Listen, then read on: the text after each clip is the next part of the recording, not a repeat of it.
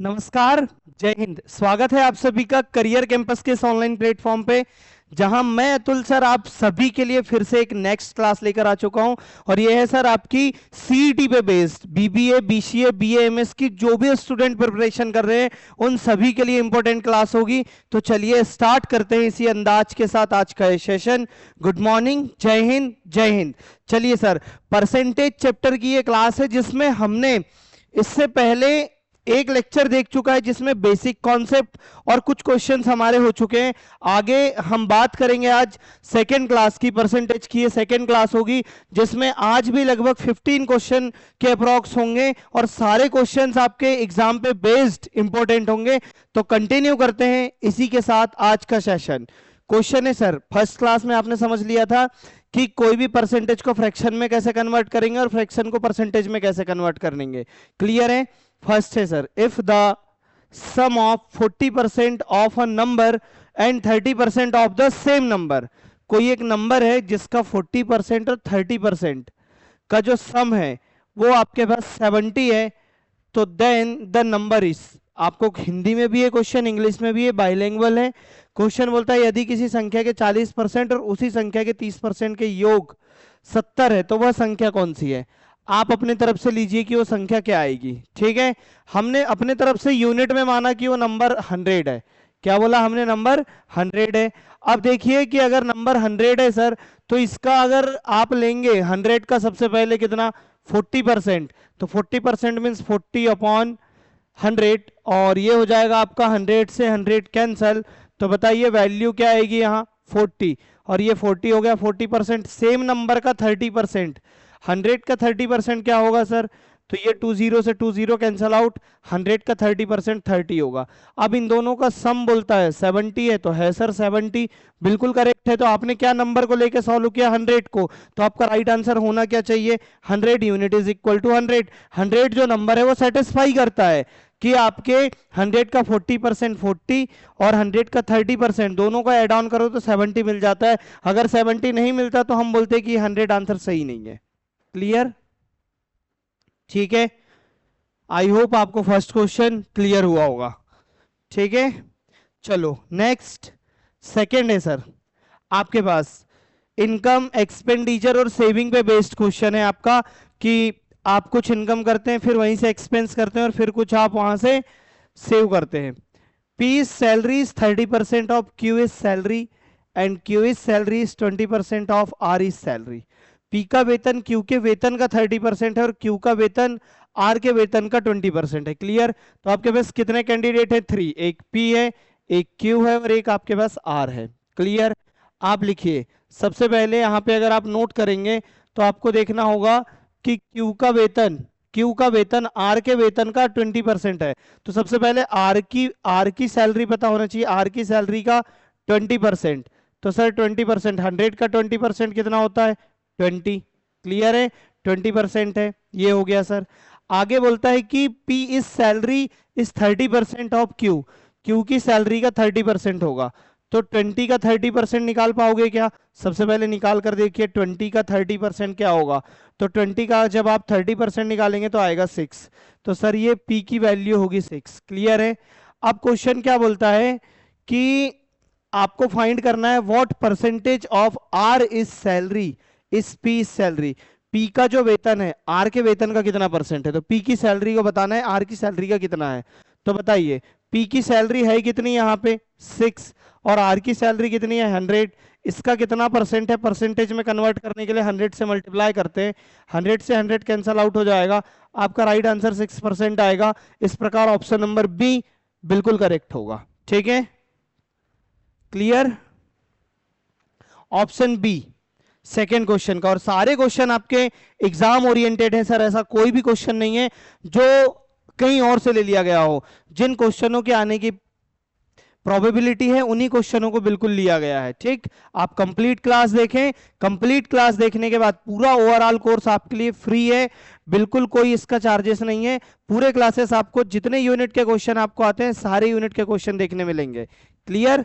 तो ये आपका, इससे पहले कि अगर मैं थोड़ी सी बात करूं तो सबसे पहले मैंने पार्टनरशिप पढ़ाया है, एज भी मैंने पढ़ा दिया है, रेशो भी पढ़ा दिया है सर, और इसके बाद जो ये चैप्टर है आपका, ये परसेंटेज चल रहा है। क्लियर? ठीक है। नेक्स्ट थर्ड क्वेश्चन देखिए, A's income is 25% more then income of B। ए की इनकम बी की इनकम से 25% ज्यादा है। क्लियर? ठीक है। अब देखिए, इस क्वेश्चन को बनाने के लिए क्या करना पड़ेगा, आप कुछ भी मेथड लगा सकते हैं, रेशो, सीरीज, आपके पास आप और भी एक शॉर्ट मेथड है, ट्रिक, वो भी लगा सकते हैं। Income of B is how much percent less than income of A. आपको क्वेश्चन बोलता है कि अगर ए की इनकम बी से 25% ज्यादा है तो बताइए कि बी की इनकम ए की इनकम से कितना कम होगी। ठीक है, चलो बनाते हैं।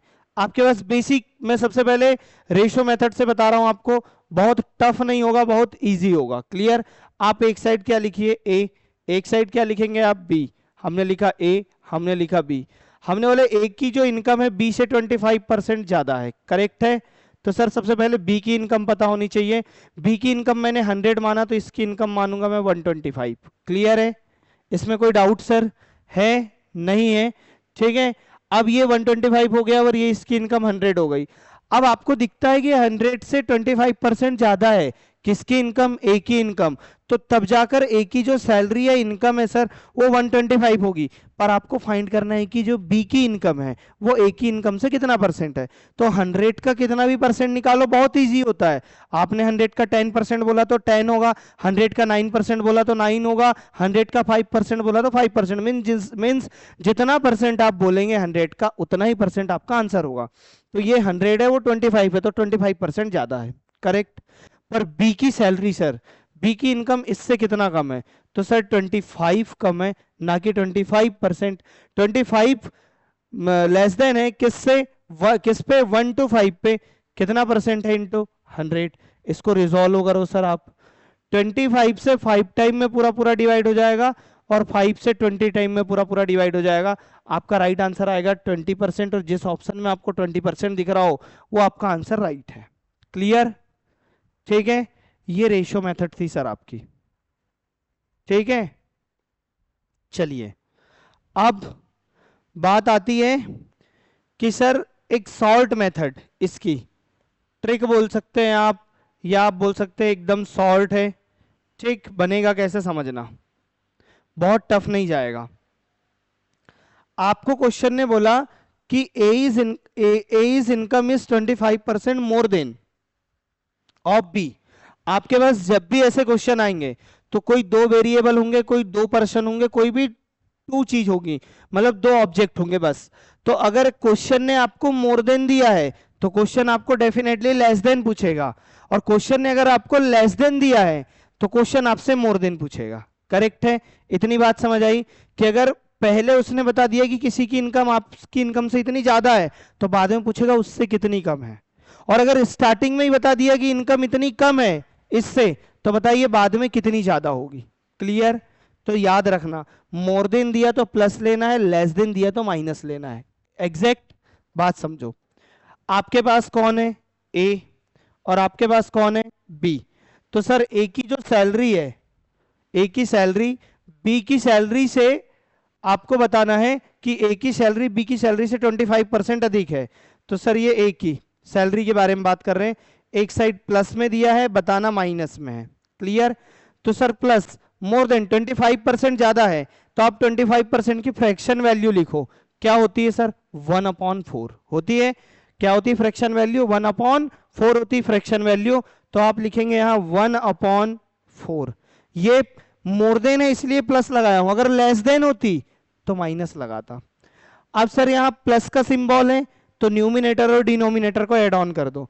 1 में 4 ऐड करोगे तो क्या होगा 5, और ये लेस देन वाले साइड, माइनस वाले साइड, यहाँ एक आप फ्रैक्शन वाला डिवाइड लगाएं और इसके नीचे लिखें, दो प्लस है तो दोनों को ऐड करो, नीचे 5 और न्यूमिनेटर में जितना है उतना ही रख दो। 1/5 कम होगी, और 1/5 किसकी फ्रैक्शन वैल्यू होती है, तो 1/5 आपके 20% की फ्रैक्शन वैल्यू होती है। क्लियर? अब ये 1/5 है, इसको परसेंटेज में कन्वर्ट करना है, 100 से मल्टीप्लाई कर दो।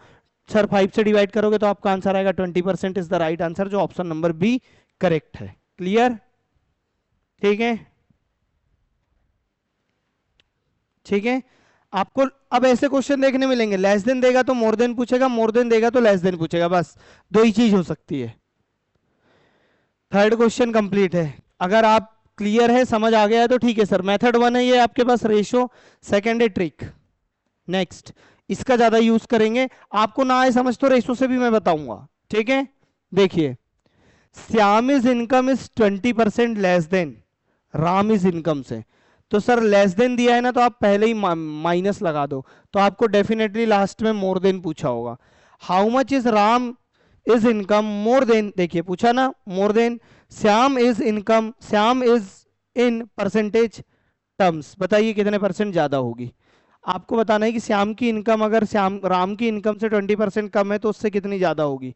तो देखिए 20% माइनस है, 20% की फ्रैक्शन वैल्यू क्या होती है सर, तो 20% की फ्रैक्शन वैल्यू होती है 1/4, सॉरी 1/5, क्या होती है 1/5, 25 की होती है 1/4, क्लियर।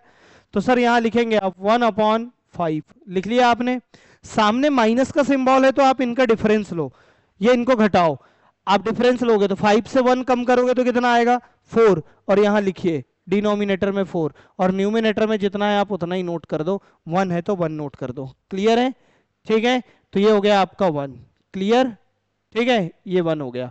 अब बताइए 1/4 ज्यादा होगी, इसको परसेंटेज में कन्वर्ट करना है तो किससे मल्टीप्लाई करेंगे 100 से, तो आपका आंसर परसेंटेज में आ जाएगा 25% इज द राइट आंसर, और आपका ऑप्शन नंबर ए करेक्ट है, क्लियर। ऑप्शन ए आपका राइट आंसर होगा, ठीक है।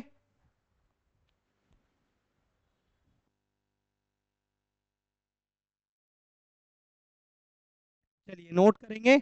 अगर सर आपको ट्रिक से समझ नहीं आया तो मैं आपको रेशो से भी इस क्वेश्चन को क्लियर कराता हूं कि रेशो मेथड से इसका आंसर क्या होगा। रेशो से भी आपका आंसर वही आएगा, आंसर में कोई चेंजेस नहीं आएंगे, आपको बस डिफरेंट डिफरेंट मेथड बताई जा रही है। चलिए चेक करते हैं कि अगर हमें बनाना होता किस चीज से, तो सर रेशो से तो हम कैसे बनाते। तो हमें एक साइड लिखना है राम और एक साइड लिखना है हमें श्याम। तो हमने ये लिखा एक साइड राम और एक साइड हमने क्या लिखा श्याम, क्लियर।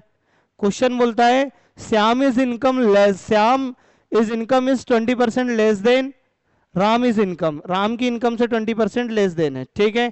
तो राम अपने आप में 100 होगा, तब इससे 20% लेस देन होगा, क्लियर, 20%, तो ये कितना होगा सर 80 होगा, करेक्ट है। तो अब राम की इनकम भी आपको शो हो रही है और श्याम की इनकम भी शो हो रही है, तो आपको क्वेश्चन ने तो बता दिया कि श्याम राम से कितना कम है, तो अब पूछता है कि राम जो है श्याम की इनकम से कितने परसेंट ज्यादा है, तो इससे ये कितने परसेंट ज्यादा है, तो 80 से 100 ज्यादा है, कितना ज्यादा है सर 20, किस पे ज्यादा है 80 पे, कितना परसेंट है इंटू 100 है। अब सॉल्व करो, क्या आएगा आपका आंसर, तो सर 20 से डिवाइड करो 4 टाइम में, 4 से उड़ा दो 25 टाइम में, 25% इज द राइट आंसर होगा आपका। ऐसे भी आपका ऑप्शन नंबर ए करेक्ट होगा, क्लियर है, ठीक है। आपका 4 नंबर क्वेश्चन भी कंप्लीट होता है सर। आप पूरे कॉन्सेप्ट भी नोट करते चलेंगे और सारी नोट्स लाइव क्लास के साथ आप बनाते चलें, क्लियर, ठीक है। हाँ एक बार थम्स अप कर दें अगर सब रेडी है, सब क्लियर है सर, वॉइस आइडियो वीडियो और क्वेश्चन कॉन्सेप्ट, तो एक थम्स अप करें, चलते हैं नेक्स्ट क्वेश्चन की ओर, ठीक है। चलिए क्वेश्चन नंबर 5, इसका आंसर करेंगे। By what percentage should a racer increase the speed to reduce the time by 25% to covered a fix distance. Question ने बोला है कि आपके पास जो एक फिक्स डिस्टेंस है, आपकी डिस्टेंस कांस्टेंट है। आप एक लॉजिक लगाओ, अगर आप जब टाइम स्पीड डिस्टेंस पढ़ेंगे टीएसडी मैथ्स में, तो आपको एक कॉन्सेप्ट पढ़ने मिलेगा वहां, मैं यहां बता दे रहा हूं आपको कि जब आपकी डिस्टेंस सेम होती है, जब आपकी डिस्टेंस सेम होती है तो स्पीड का इनवर्सली प्रोपोर्शनल होता है टाइम। आप स्पीड जितना बढ़ाएंगे टाइम उतना कम लगेगा, क्योंकि आपकी डिस्टेंस क्या है कांस्टेंट है, क्लियर, ठीक है। तो स्पीड का जस्ट उल्टा आपका टाइम होता है सर। तो उसने बोला है तभी जाकर क्वेश्चन बनेगा कि आपकी जब तक अगर आपकी डिस्टेंस फिक्स नहीं होगी, कांस्टेंट नहीं होगी, तो आपका क्वेश्चन बन नहीं पाएगा। क्वेश्चन बोलता है कि निश्चित दूरी मतलब फिक्स है दूरी को सफर को तय करने में 25% समय कम लगता है, तो उसको अपनी स्पीड में कितनी परसेंट बढ़ानी चाहिए। तो मैं आपको क्वेश्चन बता रहा हूं, आप एक साइड क्या लिखिए ओल्ड और एक साइड क्या लिखिए सर न्यू। ठीक है। अगर आपको क्वेश्चन ने टाइम का रेशो दिया है तो उसके जस्ट नीचे आप स्पीड का रेशो लिखें। अगर स्पीड का रेशो दिया है तो टाइम का रेशो लिखें। मैंने आपको बोला कि अगर आपकी डिस्टेंस सेम है, आपकी डिस्टेंस अगर सेम है तो आपका स्पीड का इनवर्सली प्रोपोर्शनल होता है क्या? टाइम। जस्ट उल्टा होता है। क्लियर है? स्पीड का जस्ट उल्टा। अब देखिए सर, टाइम 25% कम करने के लिए आपको टाइम को अगर रिड्यूस करना है तो डेफिनेटली स्पीड को क्या करना पड़ेगा? इंक्रीज करना पड़ेगा। ठीक है। तो देखिए सर, अब टाइम 25% अगर आपका डिक्रीज हो रहा है तो 25% से अगर आप 100 के रेस्पेक्ट में लेना चाहते हैं तो मैं 100 के रेस्पेक्ट में भी ले देता हूं। और अगर आप फ्रैक्शन वैल्यू में बोलेंगे तो सर फ्रैक्शन वैल्यू में भी। हमने बोले ओल्ड में टाइम लगता था पहले, पहले हमें टाइम कितना लगता था, तो हम बोलेंगे कि सर टाइम हमें पहले 100 यूनिट लगता था, अब 25% कम लगता है, मीन 75%। तो इसका जस्ट उल्टा होगा सर। इसका रेशो ले लो ना, 25 से 4 टाइम में जाता, 25 से 3 टाइम में जाता। तो उसी चीज को मैं बता रहा था कि हम इसकी फ्रैक्शन वैल्यू ले सकते हैं, क्योंकि सर 25% की फ्रैक्शन वैल्यू होती है 1/4। तो पहले नीचे वाली वैल्यू कभी भी टोटल को रिप्रेजेंट करती है, ऊपर वाली वैल्यू जो होती है न्यूमिनेटर वाली, क्वेश्चन अगर इंक्रीज करने बोला है तो इंक्रीज करो, क्वेश्चन अगर डिक्रीज करने बोल रहा है तो डिक्रीज करो। तो सर टाइम रिड्यूस करो बोलता है। पहले टाइम आपको 4 यूनिट लगता था, अब आपको टाइम 3 यूनिट लगेगा। तो इसका जस्ट उल्टा टाइम का उल्टा स्पीड का रेशो हो जाएगा 3:4। क्लियर? 4:3 अगर वो है तो आपका जस्ट अपोजिट होगा 3:4। अब आपको डेफिनेटली टाइम 4 से 3 होते दिख रहा था, पर स्पीड आपको 3 से 4 होते दिख रही, मींस आपकी स्पीड इंक्रीज है। अगर स्पीड में इंक्रीज है सर तो कितना परसेंट का इंक्रीमेंट है? तो सबसे पहले देखिए 1 इंक्रीज है 3 पे, कितना परसेंट है इनटू 100, 3 से डिवाइड करेंगे 33.333 आपका आंसर आएगा, जिसको बोला जाता है 33 1/3%। ऑप्शन ए राइट आंसर होगा। क्लियर? ठीक है, ठीक है सर, बताइए इतना सही है? इसमें कोई डाउट है? क्वेश्चन 5 तक। अब बात आती है कि सर क्या आपके सॉल्ट वाली मेथड से क्वेश्चन बन सकता है? ऊपर जो आपने लिखा है मेथड 1, बिल्कुल सर बन सकता है। देखिए 25% आपको टाइम रिड्यूस करने बोला है, मींस टाइम आपको कम करने बोला है। तो आपकी जो वैल्यू है सर, आप बोल सकते हैं यहाँ पे 25% टाइम कम है यहाँ, तो 25% लेस देन दिया है, तो 25% की फ्रैक्शन वैल्यू होती है 1/4। तो आप आगे आपको इंक्रीज करने बोलेगा, टाइम दिया है तो स्पीड पूछेगा, स्पीड दिया है तो टाइम पूछेगा, बस दो ही चीज हो सकती है। तो अगर ये टाइम रिड्यूस है तो स्पीड इंक्रीज है, तो प्लस लगाना पड़ेगा। यहां माइनस है तो इन दोनों का डिफरेंस ले लो, क्या आएगा 3, और ऊपर न्यूमिनेटर में जितना है सर आप उतना नोट करें और 100 से मल्टीप्लाई कर दें, आपका डेफिनेटली आंसर आ जाएगा। 3 से डिवाइड करेंगे इसको तो 33.33% आपका आंसर होगा। इससे बेस्ट सॉल्यूशन, इससे कम स्टेप का सॉल्यूशन आपको कहीं और नहीं मिलेगा। क्लियर है? चाहे आप मेथड 1 लगाओ चाहे आप मेथड 2 लगाओ। ठीक, 5 नंबर क्वेश्चन आपका कंप्लीट होता है, ऑप्शन नंबर ए। चलिए नेक्स्ट, नेक्स्ट क्वेश्चन है सर आपके पास 6 नंबर। ठीक है, बताइए if side of a square is increased by 10% then find percentage increase in its perimeter in diagonal. Sir ये इसका कॉन्सेप्ट मुझे बताना पड़ेगा कि जब आप एडवांस मैथ्स पढ़ते हैं, जहां पे आप मेंसुरेशन पढ़ते हैं, तो आपको वहां पे 1D 2D 3D एक कॉन्सेप्ट होता है। 1D means 1 dimension, 2D means 2 dimension, 3D means 3 dimension. 1D में आप क्या क्या चीजें फाइंड कर सकते हैं, ये चीजें पता होनी चाहिए। 2D में क्या क्या हम फाइंड कर सकते हैं, 3D में हमें क्या क्या फाइंड करना पड़ता है। इतनी चीजें अगर हमें पता है तो हमें ये क्वेश्चन ईजी हो जाएगा बनाना। तो सबसे पहले मैं कॉन्सेप्ट की ओर ले चलता हूँ। सर सबसे पहले मैं आपको कॉन्सेप्ट बता देता हूँ, क्लियर कि कॉन्सेप्ट है क्या, बात समझेंगे। सबसे पहले 1D मीन्स 1 डायमेंशन। 1D में क्या आता है, तो 1D में सर आपका पेरीमीटर आता है। 1D में आपका क्या आता है, तो 1D में आपका पेरीमीटर आता है। क्लियर? ठीक है। सेकंड आता है सर आपके पास 2D। क्लियर? 2D। अब 1D में और भी चीजें आती हैं। 2D में ओनली एरिया आता है सर, 2 डायमेंशन। एरिया तब तक नहीं बन पाएगा जब तक लेंथ और ब्रेथ ना हो। ओनली लेंथ है तो वो पेरीमीटर है सर, ओनली लेंथ है तो पेरीमीटर। लेंथ और ब्रेथ कम से कम 2 डायमेंशन चाहिए, तब आप एरिया बता पाएंगे। और कोई भी एरिया का जब आप आंसर लिखते हैं तो उसकी पावर 2 लिखते हैं, इसलिए कि वो 2 डायमेंशन है। क्लियर? ठीक है। इसके बाद आता है सर आपके पास 3D। इसके बाद क्या आता है? 3D। 3D में आप ओनली वॉल्यूम बता सकते हैं। और वॉल्यूम मीन्स क्या होता है सर? तो वॉल्यूम आप जिस कमरे से बैठकर मुझे पढ़ रहे होंगे, देख रहे होंगे, मेरे कॉन्सेप्ट समझ रहे होंगे, या मैं जहां से अपनी क्लासेस ले पा रहा हूं, इस कमरे का एक वॉल्यूम है। या आप अपने अपने घर में एक टंकी होती है, पानी की बोतल होती है। ये जो मैं आपको इस टाइप से अगर मैं बताऊं तो सर ये जो आपको बोतल दिख रही है इसका भी वॉल्यूम होता है। ये नीचे सर्कुलर शेप में है, एक हाइट तक है और इसकी रेडियस होगी। क्लियर? तो आप इसका भी वॉल्यूम निकाल सकते हैं। तो 3 डायमेंशन लगती हैं इसमें। क्लियर? लेंथ, ब्रेथ और हाइट, 3 डायमेंशन जब जब तक नहीं होंगे इसके, तब तक आप इसका वॉल्यूम नहीं निकाल सकते। तो 3D इसलिए बोला जाता है कि 3 डायमेंशन की हेल्प से निकलता है। और वॉल्यूम का जब भी आप आंसर लिखते हैं तो उसकी पावर में 3 लिखते हैं। 3 इसीलिए लिखते हैं कि वो 3D होता है। क्लियर? ठीक है, बताइए, इतना समझ आया? बस 1 मिनट बेटा।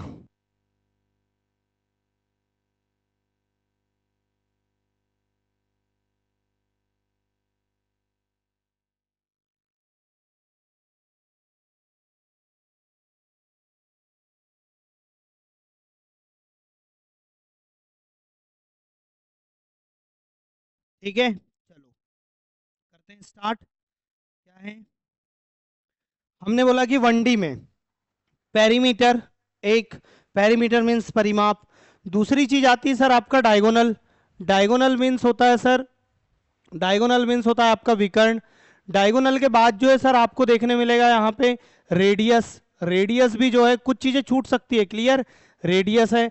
रेडियस के बाद आप बोल सकते हैं डायमीटर। डायमीटर जो है सर, डायमीटर आपका, डायमीटर जो है, डायमीटर आपको देखने मिलेगा, या व्यास बोल सकते हैं आप इसको। डायमीटर, डायमीटर के बाद आपको और भी चीजें हैं, ईटीसी। क्लियर? डायमीटर हो गया, डायगोनल हो गया, कोई साइड हो गई, सिंगल साइड, ये आपके 1D में आती है, ना कि 2D में। क्लियर है? तो अब बात समझना कि अगर आपको अगर आपको मैं आपको कॉन्सेप्ट ये बताना चाहूं कि 1D, अगर आपको क्वेश्चन ने पेरीमीटर फाइंड करने बोला है तो 1D फाइंड करना है, डायगोनल निकालने बोला है तो 1D, रेडियस निकालने बोला है तो 1D, डायमीटर निकालने बोला है तो 1D, ये सब चीजें अगर क्वेश्चन निकालने बोलता है तो आपको 1D वाली चीजें फाइंड करनी है।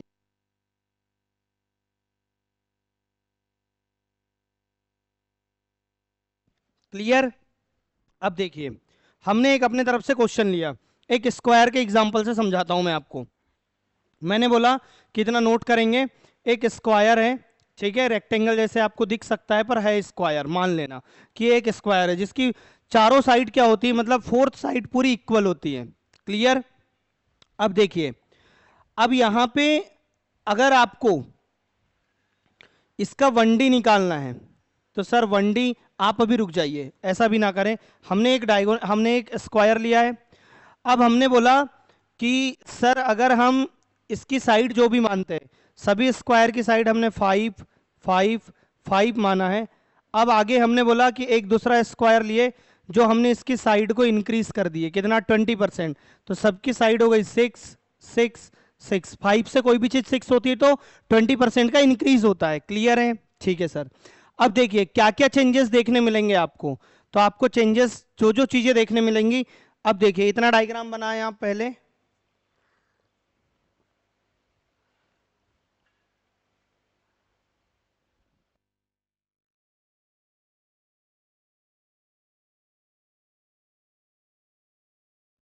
आपको क्या क्या चेंजेस देखने मिल सकता है? तो सर आपको चेंजेस देखने मिलेगा पेरीमीटर में, एरिया में, वॉल्यूम में। तो एक्चुअल इसका वॉल्यूम नहीं निकल सकता क्योंकि इसकी 2 डायमेंशन ही है, लेंथ है और ब्रेथ है। तो हम यहां सिर्फ 2D एरिया तक बात करेंगे। तो कॉन्सेप्ट ये है कि आप अगर जितना परसेंट का चेंजेस साइड में करे हो, आपने साइड में करे हो ना, जितनी परसेंटेज का चेंजेस, तो पेरीमीटर जितनी भी 1D वाली चीजें होंगे, क्योंकि साइड आपका क्या में आता है, तो साइड मींस एक किसी भी चीज की भुजा, साइड 1D में आती है। तो 1D में आने वाली जितनी चीजें होंगी उसमें भी उतने ही परसेंट का चेंजेस देखने मिलेगा। इसकी साइड 5 5 5, हमने 20% का इंक्रीज किया, सभी स्क्वायर की साइड हमने 6 में कन्वर्ट कर दिए, तो 5 से 6 हो गई। अब अगर इसका डायगोनल निकालोगे तो बताइए कि आपने साइड को, आप एक साइड लिखे ओल्ड, एक साइड लिखे न्यू। क्लियर?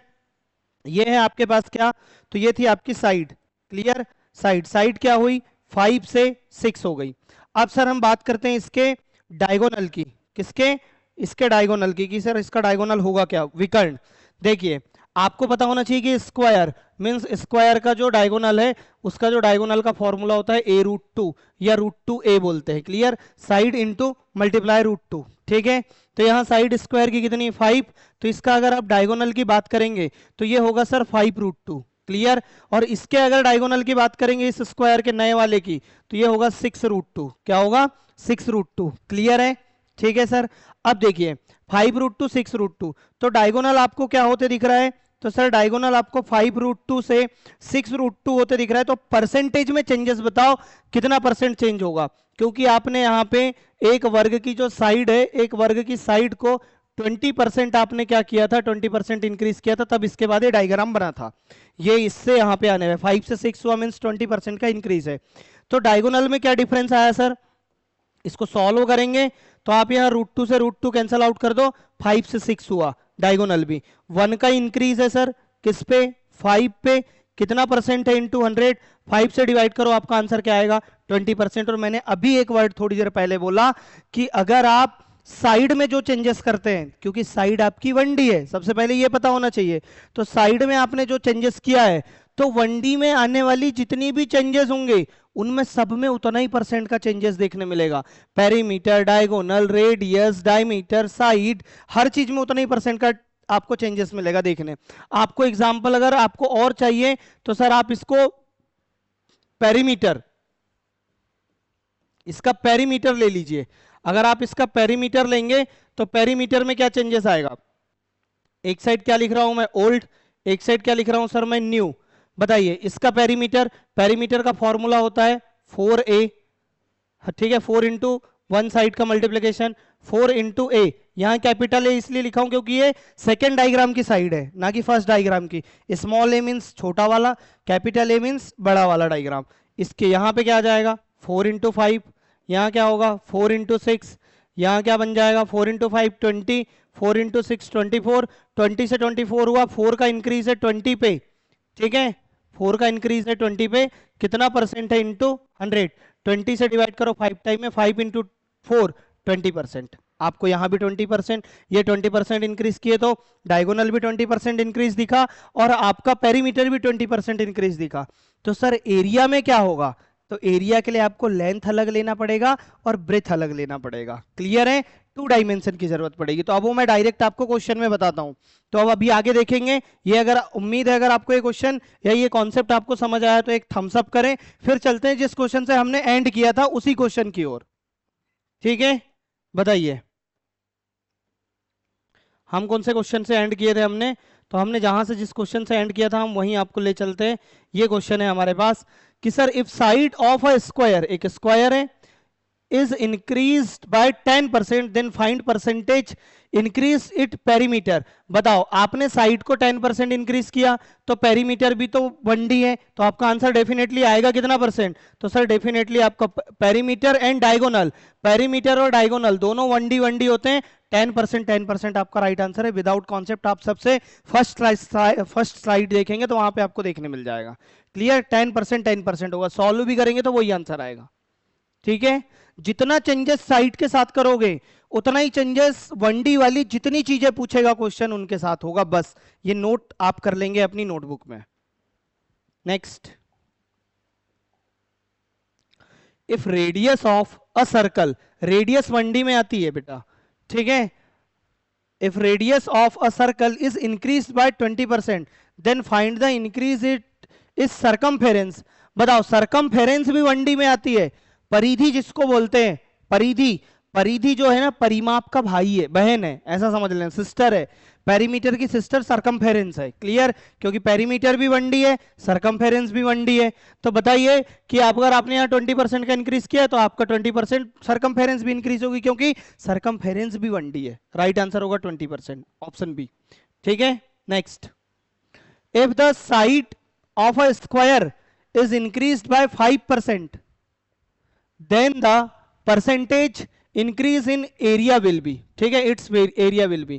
एक स्क्वायर इज इंक्रीज बाय 5%। ठीक है, आपने अब क्या है, एक स्क्वायर की जो साइड है 5% इंक्रीज किया है। ठीक है, 5% आपने इंक्रीज किया है। 5% की फ्रैक्शन वैल्यू 1/20 होती है। हमने बोले ये स्क्वायर था जिसकी साइड 20 थी, अब एक नया स्क्वायर बड़ा वाला बनाए तो ये 21 हो जाएगी। अब इनका एरिया निकालो। सर इनका एरिया एक साइड लिखे ओल्ड, एक साइड क्या लिखेंगे आप, न्यू। एक साइड क्या लिखेंगे आप, ओल्ड, और एक साइड क्या लिखेंगे आप, न्यू। ठीक है, एरिया इज इक्वल टू होता है साइड का स्क्वायर, साइड का स्क्वायर। आपको फॉर्मूले भी पता होने चाहिए, क्लियर। ठीक है, तो सर ये एरिया इज इक्वल टू होता है स्क्वायर का साइड का स्क्वायर। बताइए यहाँ क्या होगा, 20 का स्क्वायर होगा सर डेफिनेटली, और यहाँ 21 का स्क्वायर होगा। ये होगा 400, ये होगा 441। बताइए कितना इंक्रीज है, 41 का। किस पे, 400 पे इंक्रीज है। कितना परसेंट है, इंटू 100, 20 से 20 कैंसल, 4 से 10 टाइम में 10%, 10 पॉइंट कुछ कुछ आएगा आपका आंसर। तो सर 10 पॉइंट में एक 5 है, तो सी ऑप्शन नहीं हो सकता, बी ऑप्शन नहीं हो सकता। क्या 10.5 नहीं होगा सर। 4 से आप डिवाइड करें 10 टाइम में, 1 बच गया, डिवाइड नहीं जाता, डेसिमल लगाओ 10 हो जाएगा। 4 से 2 टाइम में 10.25 आपका आंसर होगा। क्लियर, ऑप्शन नंबर ए आपका राइट आंसर है। ठीक है, क्लियर, ये 8 नंबर क्वेश्चन आपका फिक्स हो गया।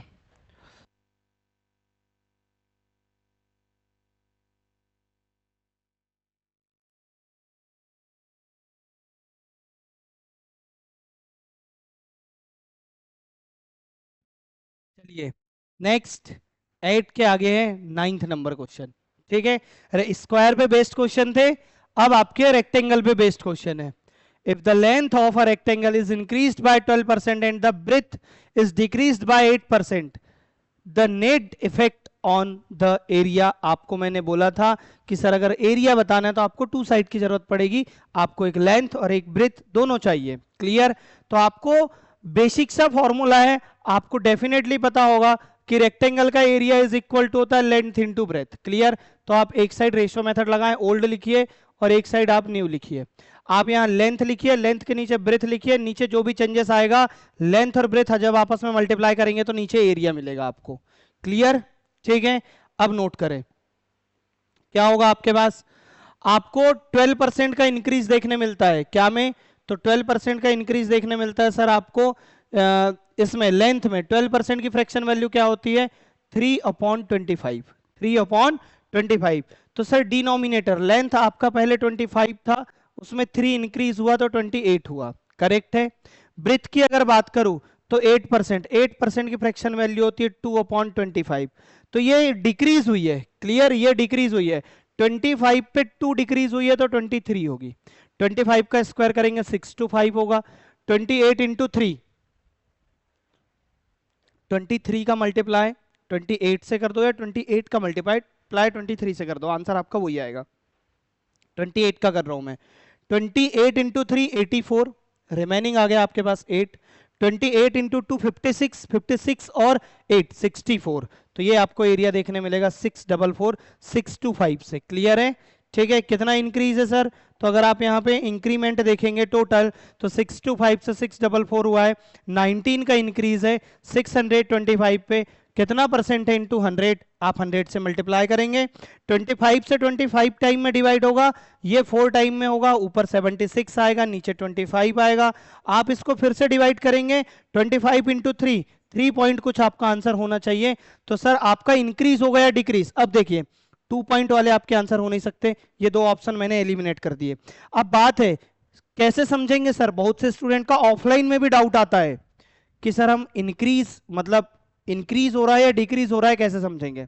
आप कोई भी चीज का कंपैरिजन ओल्ड वाली वैल्यू से करते हैं, क्लियर, तब आप बता पाते हैं। अगर आज मेरी एज 20 ईयर्स है और कल मेरी 25 हो जाएगी, तो मैं 25 से अपनी एज को कंपैरिजन करूंगा या 20 थी उससे करूंगा, तो 20 थी उससे करूंगा ओल्ड वाली से। तो ओल्ड वाली वैल्यू आपको 625 दिखती है, न्यू वैल्यू 644 दिखती है, तो आपकी इंक्रीज हुई है। क्लियर, ओल्ड वैल्यू छोटी, न्यू वैल्यू बड़ी, इंक्रीमेंट है। क्लियर, कितने का, तो सर जो भी था ये आपने सॉल्व किया 3 पॉइंट, तो सर डिक्रीज वाला आंसर हो नहीं सकता।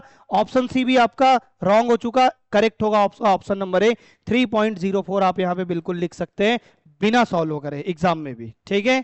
थोड़ा सा लॉजिक लगाना है सर, कॉन्सेप्ट लेकर चल रहे हैं, विदाउट कॉन्सेप्ट एग्जाम कभी क्लियर नहीं होगा। कॉन्सेप्ट लेकर चलने हैं, प्रैक्टिस करनी है, साथों साथ सारी चीजें करनी है, ठीक है। चलिए, अगर 9th नंबर क्वेश्चन भी कंप्लीट है तो हम सेकंड की ओर चलते हैं फिर।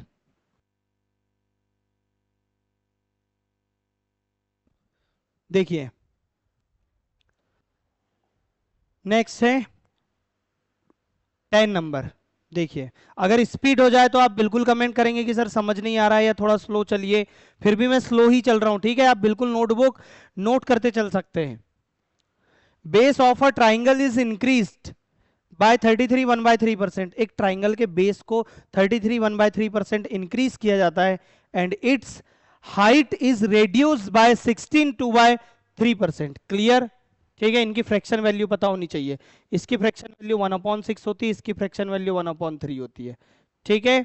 अब देखिए, एक को इंक्रीज किया गया, एक को डिक्रीज, और दो साइड आ गए आपके पास, एक बेस आ गया और एक आपकी हाइट आ गई, तो बेस और हाइट से मिलकर बनेगा क्या, टू साइड आ गए मींस एरिया, डेफिनेटली।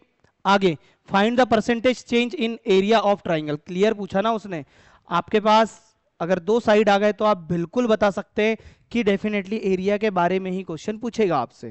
क्लियर, देखिए सर, आपने एक फॉर्मूला लिखे होंगे पहले कि एरिया इज इक्वल टू होता है 1/2 base into height. Clear, base into height होता है ऐसा। आपने अगर दो बार ऐसा कंपैरिजन किया सर 1/2 बेस, अब यहाँ कैपिटल, अगर यहाँ बेस था तो मैं बोलता हूँ ये कैपिटल बी हो गया इंक्रीज होके, और हाइट जो है तो ये 2 मिनट, ठीक है, 2 मिनट चेंज ही कर लेते हैं। हमने बोले कि एरिया इज इक्वल टू होता है 1/2 बेस इंटू हाइट, ठीक है। अब मैंने बोला आपने उसी ट्राइंगल की बेस और हाइट को इंक्रीज किया है, तो यहां पहले स्मॉल बेस और स्मॉल हाइट थी तो स्मॉल लिया था, अब इंक्रीज करने के बाद भी अगर आप फॉर्मूला लगाएंगे तो आप लिखेंगे ना 1/2 capital base into capital height. क्यों ऐसा, क्योंकि बेस और हाइट की वैल्यू चेंज हो चुकी। जब आप इसका रेशो लेंगे और जब आप इसका कंपैरिजन करेंगे तो आपका डेफिनेटली 1/2 से 1/2 क्या हो जाएगा, कैंसल आउट। आपके पास बचेगा base into height, base into height, और दोनों जगह बेस इंटू हाइट की वैल्यू आपको डिफरेंट देखने मिलेगी, ठीक है। तो सर आप क्या करेंगे, एक साइड लिखेंगे ओल्ड, एक साइड लिखेंगे न्यू। आप बोलते ना सर आपने ऐसा कैसे कर ली, इसलिए मैंने फॉर्मूले से कंपैरिजन करा दिया। ये आपका हो गया बेस, ठीक है, और ये हो गई आपकी हाइट, और बेस और हाइट से मिलकर के नीचे आपको मिलेगा एरिया, ठीक है। इसमें कोई डाउट है, नहीं है। अब देखिए क्या चेंजेस मिलता है सर, 33 1/3% इंक्रीज है। क्लियर, तो बेस आपका इंक्रीज हुआ 1/3, 3 पे 1 का इंक्रीमेंट मींस आपका न्यू बेस हो चुका है 4। क्लियर, न्यू बेस क्या हो चुका है, तो न्यू बेस हो चुका है 4। हाइट रेड्यूस है 1/6, हाइट पहले 6 थी, 1 की रेड्यूस होकर 5 हो गई।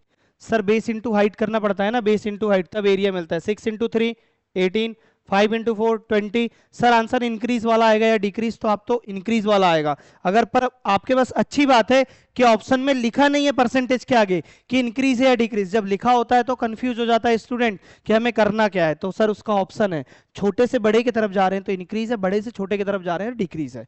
Simple.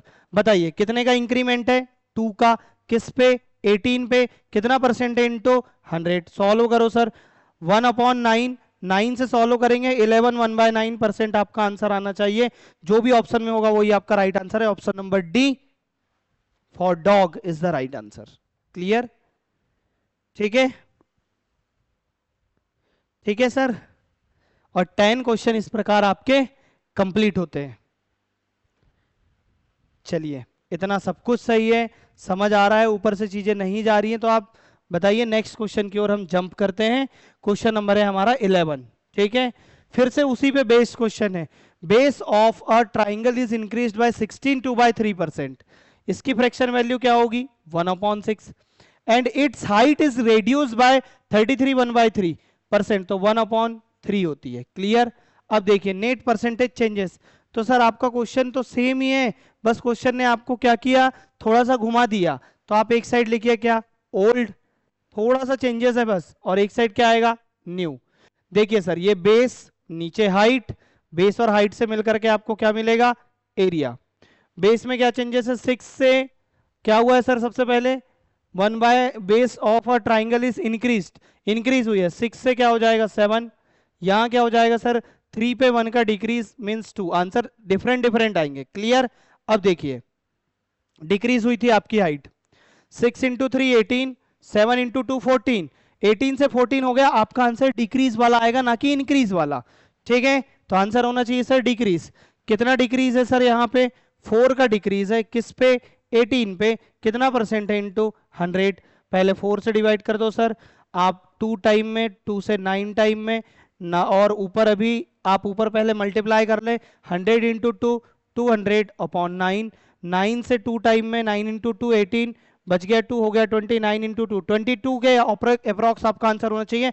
Option B right answer है, 22 2/9% इज द राइट आंसर। आपका करेक्ट आंसर होगा सर ऑप्शन नंबर बी, जो करेक्ट है। क्लियर? ठीक है, बताइए इसमें कोई डाउट है? नहीं है? नहीं होगा सर। फिर चलते हैं नेक्स्ट क्वेश्चन की ओर। ठीक है, चलिए 11 के आगे हैं 12। Length of a rectangle is increased by 50%। ठीक है, लेंथ इंक्रीज है, then its area is increased by 20%। Find effect on breadth of the rectangle.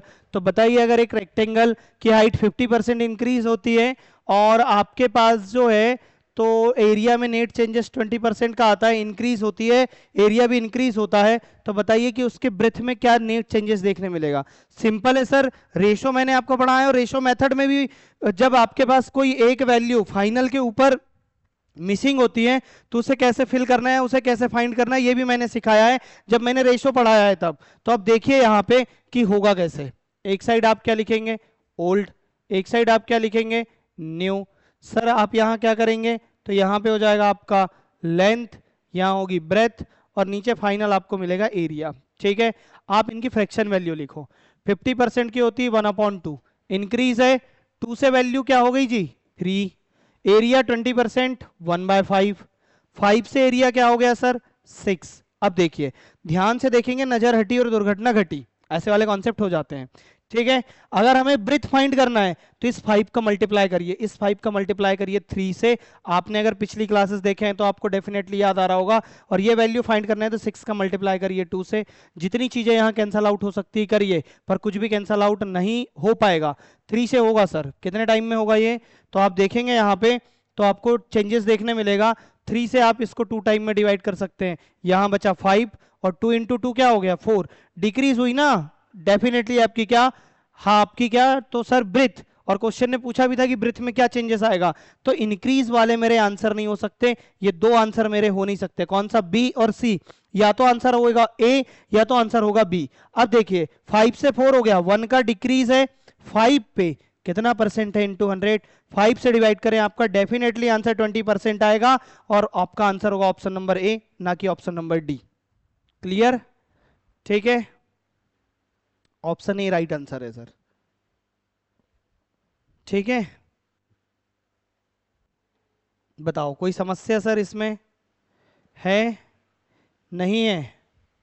चलिए चलें अब 12 के आगे नेक्स्ट क्वेश्चन में 13 नंबर की ओर। ठीक है, देखिए the area of a circle is increase bye 69%। एक सर्कल का एरिया है जो आपके पास इंक्रीज होता है, कितना? तो सर सर्कल का एरिया है आपके पास 69% इंक्रीज होता है। उसके बाद बोलता है then its radius will increase by the percent. आप बताइए कि रेडियस में इसके क्या चेंजेस आएगा? सर्कल का एरिया है, आप सबसे पहले सर्कल के फॉर्मूले पे बात करिए कि सर्कल के एरिया का फॉर्मूला होता क्या है। तो अगर आपको कंपैरिजन करना होता है, एग्जांपल के लिए मैंने एक साइड ओल्ड लिखा, मैंने एक साइड न्यू लिखा। सर मैंने लिखा कि पहले होता था एरिया पाई, ठीक है 1 मिनट, आपके पास एरिया होता है क्या? Pi r square. तो आप यहां ऐसे ही लिखेंगे pi small r square, increase करने के बाद pi capital R square. Pi से पाई कैंसिल हो जाता है, आपको देखने मिलता है small r square is equal to sorry ratio capital R square, ये देखने मिलता। तो सर आपको पता है कि अगर आपको एरिया फाइंड करना है तो जो कांस्टेंट चीजें हैं आपने उसको एलिमिनेट कर दी अगर, तो आपके पास आप रेडियस का स्क्वायर करते हैं, रेडियस का आप स्क्वायर करते हैं तब आपको एरिया मिलता है। तो रेडियस इंटू रेडियस, तब जाके आपको क्या मिलेगा? स्क्वायर करेंगे तब जाके आपको एरिया मिलेगा। तो मेरे को एक बात बताओ कि सिंगल जो रेडियस होती है ये 1D होती है, क्लियर? और अगर रेडियस का स्क्वायर है तो ये आपके 2D होती है। मींस ये 1D ये 2D, ये एरिया का काम करता है, और ये आपके 1D मीन्स आपका ये आपका 1D हो गया, तो 1 डायमेंशन मीन्स रेडियस है। क्लियर है? अब देखिए, तो सर आपको 2D से अगर 1D पे आना है तो आप r इंटू आर करेंगे ना सर, तब जाके आपको आर स्क्वायर मिलेगा। तो मैं बोलता हूँ आर स्क्वायर से अगर आर पे आना है, रेडियस पे आना है, उसने पूछा है ना रेडियस पे क्या चेंजेस होता है, तो आप अपना स्क्वायर रूट कर दे, आपका आंसर आ जाएगा। तो आप डेफिनेटली एक साइड लिखिए सर ओल्ड, एक साइड लिखिए आप न्यू। आपका एरिया 69% इंक्रीज हुआ है। ओल्ड एरिया 100 मानिए, 100 में 69 का इंक्रीज होगा, 169 होगा। अगर आपको ये एरिया की वैल्यू है, और एरिया की वैल्यू है मींस आर स्क्वायर की वैल्यू है, या 2D की वैल्यू है, या इसी को आप बोल सकते हैं कि ये 2D की वैल्यू है। तो अगर यहां से आपको 1D में आना है तो आप इसका क्या करिए, आप इसका स्क्वायर रूट करिए, और यहां से आप 1D पे जंप कर पाएंगे। तो ये 10 का स्क्वायर है, ये 13 का स्क्वायर है, 3 का इंक्रीज है सर आपके 10 पे, आउट ऑफ 100%। आप 10 से 10 कैंसल आउट करिए, आपका आंसर होगा 30% इज द राइट आंसर। और करेक्ट होगा सर इंक्रीज या डिक्रीज, तो फिर से वही बात, ओल्ड है 10, न्यू है 13, तो सर 10 से 13 इंक्रीज हो गया, इंक्रीमेंट है 30% इंक्रीज। क्लियर? और सारे ऑप्शन में इंक्रीज था, अच्छी बात है, तो कंपैरिजन करने वाली कोई बात नहीं थी। क्लियर? ठीक है, ठीक है, बताइए सर इसमें क्वेश्चन नंबर 1 से अगर क्वेश्चन नंबर 13 तक कोई भी डाउट होगा, सिंगल भी, अभी तक के पूरे क्वेश्चन में, तो आप बोल सकते हैं। आज की क्लास इतनी इंपॉर्टेंट है सर, क्वेश्चन के साथ साथ कॉन्सेप्ट बहुत ज्यादा बताए गए हैं, और पूरे क्वेश्चन आपके कॉन्सेप्ट बेस ही थे, क्योंकि आपने मेंसुरेशन के भी कॉन्सेप्ट यहां पर उठा कर ले आए हैं, बेसिक बेसिक चीजें जो होती है फॉर्मूले वाली। क्लियर? ठीक है, तो आई होप सर, उम्मीद है कि आपको ये क्लास बहुत अच्छी लगी होगी, और आपने बिल्कुल पूरा एनालिसिस किया होगा, और स्टार्टिंग से मेरे साथ अभी तक कनेक्ट होंगे। इसी प्रकार और परसेंटेज की एक क्लास में लेकर के आऊंगा, जिसमें आपका परसेंटेज एंड हो जाएगा। जो आपकी सीईटी एग्जाम के लिए क्लासेस चल रही है, बीबीए, बीसीए, बीएमएस के लिए, इनके लिए इंपॉर्टेंट क्लास है ये, आप देखना ना भूलें। फर्स्ट क्लास मतलब हमारा जहां से सेशन स्टार्ट हुआ है, पूरे लेक्चर आपको फ्री है, कोई भी इनका कॉस्ट नहीं है सर, फ्री ऑफ कॉस्ट है, आपको कुछ भी पे नहीं करना है, आपको बिल्कुल पूरी क्लासेस फ्री मिल रही हैं। तो आप देखना ना भूलें, और ज्यादा से ज्यादा क्लासेस को शेयर करें। तो मिलते हैं इसके आगे कल नेक्स्ट लेक्चर में, परसेंटेज के 3rd क्लास में। अगर कोई सर स्टूडेंट ऑफलाइन ज्वाइन करना चाहता है हमारे यहाँ किसी भी कोर्स के लिए कंपटीशन सेक्शन में, तो ये सारी क्लासेस आपके करियर कैंपस के ऑनलाइन ऑफलाइन प्लेटफॉर्म, आपका भांडे plot square, Nandanvan road, Nagpur में। आप इस नंबर पे बिल्कुल